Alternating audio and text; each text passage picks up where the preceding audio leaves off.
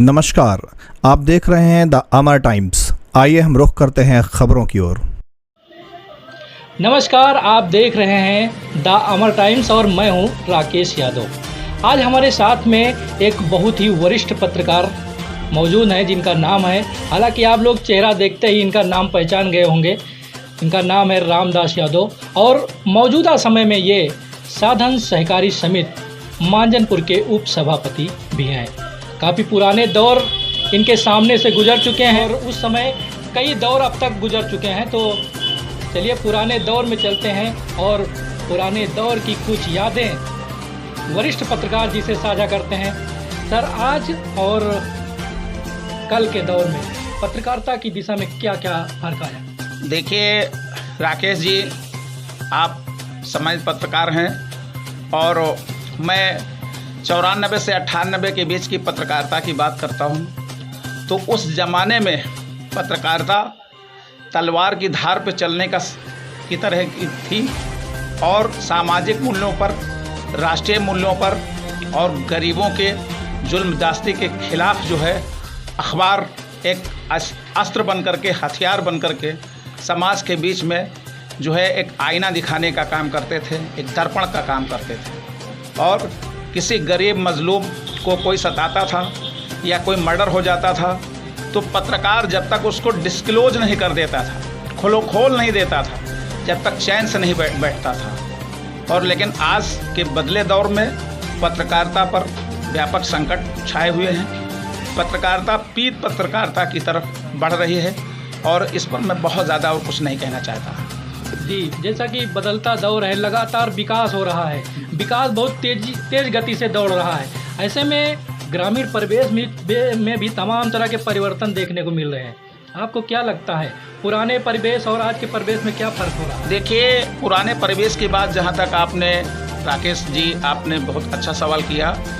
हमारे ग्रामीण परिवेश में पहले छप्परनुमा मकान हुआ करते थे, लोगों में ममता और समता थी और पंडित जवाहरलाल नेहरू, पूर्व प्रधानमंत्री भारत सरकार ने जो है ये छप्पर उठाने के लिए सहकारिता का एक आंदोलन सा छेड़ा था।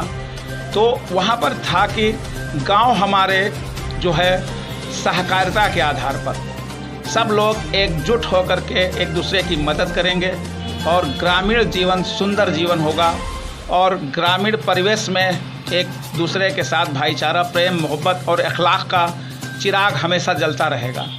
लेकिन आज के बदलते हुए परिवेश में आज हमारे जो गांव हैं वो गांव की जो सांस्कृतिक विरासत है, गांव हमारे विलुप्त करने की एक साजिश रची जा रही है। आज गांव का नगरीकरण तेज़ी से किया जा रहा है। आज गांव को शहर बनाने की एक जो कुचेष्टा हो रही है। हमारे जब छप्परनुमा मकान नहीं रहेंगे, छप्परों पे लौकी, तुरैया, कद्दू ये सब नहीं होंगे तो हमको अच्छी सब्जियां नहीं मिलेंगी। अच्छी सब्जियां मिलती थी, लोग एक दूसरे को बांटते थे, उससे मोहब्बत पैदा होती थी। आज प्रतिस्पर्धा का युग हो गया है। आज हर मकान इनसे ऊंची मेरी अट्टालिका बने। आज लोग टाइल की तरफ बढ़ रहे हैं। आज लोग टाइल घर पे लगवा रहे हैं। तो टाइल की दुनिया में जो है इंसान अब टाइल नज़र आ रहा है, उसका दिल और दिमाग जो है वो पत्थर जैसा, ऐसा महसूस मैं कर रहा हूँ।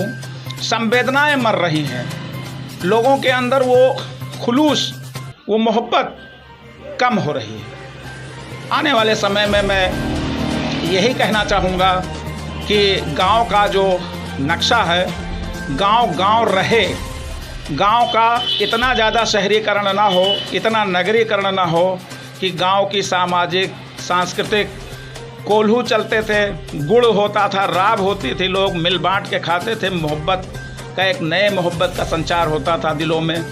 तो वो गांव गांव रहे। अगर वो गांव नहीं रहेंगे तो देश संकट के दौर से गुजरेगा और जब गांव होंगे तभी देश होगा और गांव नहीं होंगे तो देश पर निश्चित रूप से संकट के बादल गहराएंगे। मैं इससे ज़्यादा और कुछ नहीं कहना चाहता। आप जो है साधन सहकारी समिति के उप सभापति हैं। भारत एक कृषि प्रधान देश है।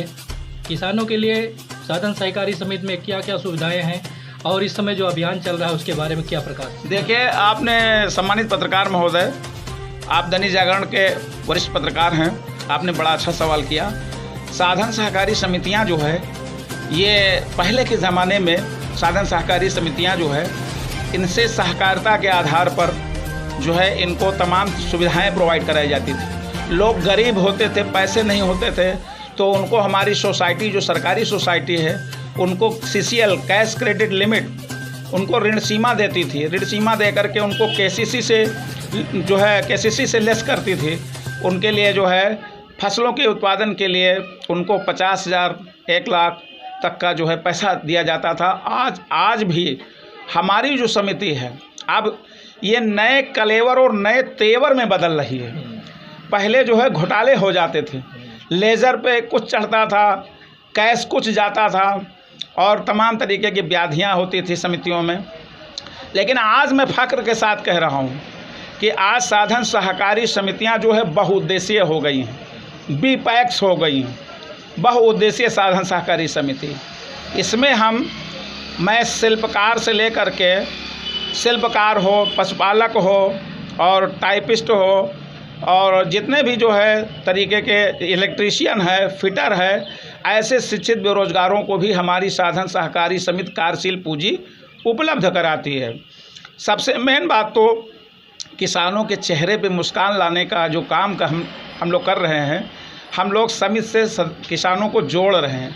इस समय सदस्यता अभियान चल रहा है जो ये 30 सितंबर तक चलेगा। 1 सितंबर से 30 सितंबर तक सदस्यता अभियान हम चला रहे हैं। हम उपसभापति साधन सहकारी समिति मांजनपुर जो है, हम गांव-गांव जाते हैं। हमारे यहाँ 6 ग्राम पंचायतें हैं। सभी ग्राम पंचायतों में हम कोशिश करते हैं कि हमारे किसान हमारी समिति से जुड़ें और 300 तरीके की योजनाएं, हमारे जो सोसाइटी है वो जनसेवा केंद्र के रूप में तब्दील हो रही है और हमारी जो सोसाइटी का मेंबर है वो कंप्यूटर पे अपलोड हो रहा है, कंप्यूटरीकरण हो रहा है, कंप्यूटर पे अपलोड हो रहा है। उसका जो है बाकायदा मैसेज आता है और 2 शेयर, 1 शेयर 100 रुपये का और 1 शेयर 100 रुपये का, तो 2 शेयर हम हमारी समिति में हम सदस्य से लेते हैं 200 रुपये और 21 रुपये सदस्यता शुल्क लेते हैं। टोटल मिला करके 221 रुपये जो है इसका ऑनलाइन जो है पैसा कटता है, विभाग को जाता है और ऑनलाइन रजिस्ट्रेशन भी किसान का होता है, मैसेज भी किसान को आता है। तो इस तरीके से हम किसानों को जो है सरकारी रेट पे जो यूरिया है 266 रुपये 50 पैसे, इस दर पे हम यूरिया प्रोवाइड कराते हैं, डाई प्रोवाइड कराते हैं और 3% पर 3 लाख तक का हम KCC भी किसानों को प्रोवाइड कराते हैं। फसल के सीजन के आधार पे जो है धान का या गेहूं का हर 6 माह पे जो है टर्नओवर होता है। 6 माह के लिए KCC भी डिस्ट्रिक्ट कोऑपरेटिव बैंक शाखा पटरंगा के द्वारा किसानों को जो है शाखा पटरंगा द्वारा जो है लाभान्वित कराने की योजना है। तो इस तरीके से हमारी साधन सहकारी समिति मांजनपुर, जिसमें रानी मऊ, हुनहुना, अशरफपुर गंगरेला, मांजनपुर, दुल्लापुर, अशरफ नगर के किसान जो है वो सरकारी दर पे उर्वरक खरीद सकते हैं और 1 बोरी खाद भी लेंगे तो उनका बीमा भी हो जाता है, वो सिक्योर्ड हो जाते हैं। ऐसा प्राइवेट दुकानदारों के द्वारा संभव नहीं है। तो हमारी समितियों में अब तक की जो है, हमको पहले 200 का टारगेट दिया गया था सदस्य बनाने का, जिसमें अब तक 178 सदस्य हमारी समिति के जो है संबंधित कर्मचारियों द्वारा 178 किसानों का पंजीकरण विभाग में कराया जा चुका है और शीघ्र ही जो है 200 का लक्ष्य पूरा किया जाएगा। और जैसा कि जो है ये कैबिनेट मंत्रालय से जो निर्देश आ रहे हैं उसमें यह है कि 100 सदस्य और भी बनाए जाएंगे। तो कुल मिला के हमें 300 सदस्यों की ये साधन सहकारी समिति का एक विशाल कारवां खड़ा करना है और इनके चेहरे पे मुस्कान लाने के लिए हम बहैसियत उपसभापति साधन सहकारी समिति मांजनपुर किसानों की सेवा में सदैव सुबह शाम 24 घंटे तत्पर व संघर्षरत हैं। आपके वीडियो जो है खूब वायरल हो रहे हैं आजकल इंटरनेट मीडिया पर। आप पुरानी धरोहरों को लेकर के वीडियो बनाते हैं, ये मन में कैसे विचार आया आपके? ये मन में विचार इसलिए आया कि पुरानी जो चीज़ें हैं, पुरानी जो विरासतें हैं, वो जो है विलुप्तीकरण उनका ना हो। हमारे जो आज के नौजवान हैं, आज के बच्चे हैं, अगर उनको ये बताया जाएगा कि रहट हुआ करती थे, तो आज के बच्चा जो रहट नहीं देखा है वो जान नहीं पाएगा कि रहट क्या होती है, रहट से पानी कैसे निकलता है। तो ये जो है अगर रहट होंगी तो पुराने यादें भी बनी रहेंगी, गुड़ होगा तो उसकी महक भी, सुगंध भी नज़र आएगी। और आज के दौर में जो फास्ट फूड है ये हमारे जो है शरीर को बेहद नुकसान पहुंचा रहा है। हम लोग 50 साल की एज में, आज हम देख रहे हैं 50 साल की एज में लोग 75 और 80 के नज़र आ रहे हैं। तो इसलिए जो है पुरानी विरासतों का होना ज़रूरी है। पुरानी विरासतों से, जैसे पुराने कुएं होते थे, परंपरागत कुएं होते थे, उनके ऊपर छत होती थी ताकि उनके कुएं के अंदर कोई गंदगी न जाने पाए, कोई कीड़ा मकोड़ा ना जाने पाए। और इतना मीठा सोते का जो जल होता था वो शरीर के लिए पुष्टिदायक और स्वास्थ्यवर्धक जल होता था, आर्सेनिक रहित होता था।